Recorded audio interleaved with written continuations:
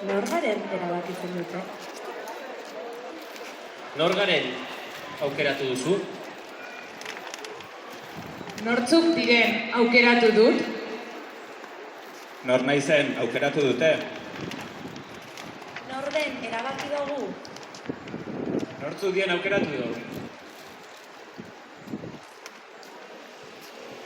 Nor definitzen du nor?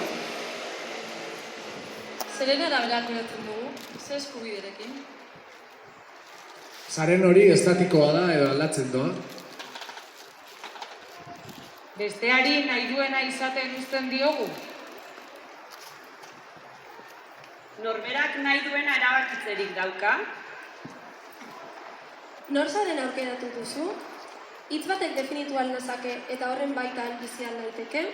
Sistemak, medikuntzak, potereak, egunerokotasunak definitzen nau. Kanpotik edonork ikusten nauenean, definitzen nau ni irakurri ahal izateko. Baina nik bidea izan nahi dut, ez helmuga.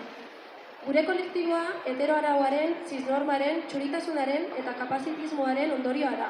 Zapalkuntzaren ondorioa alegia. Norma horren arabera sailkatzen dira pertsonak. Unibertsalak sortzen baitu ezberdintasuna, bestetasuna.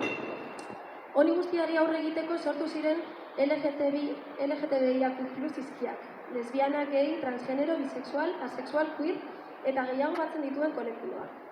Guztiak maite ditugu.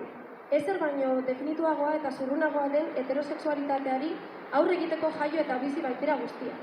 Izki zopa, bata bestearekin nahastu, elkartu, maitatu.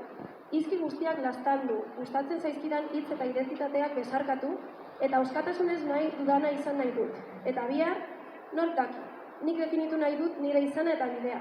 Norbaitek definitu behar badu behintzat.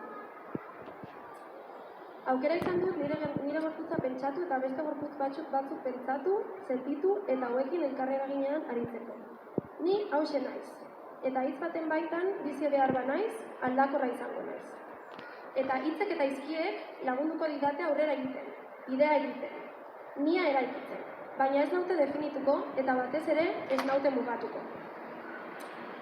Autodeterminazioa da gaurko aldatea. Indeterminatua izateko, determinatu gabe geratzeko.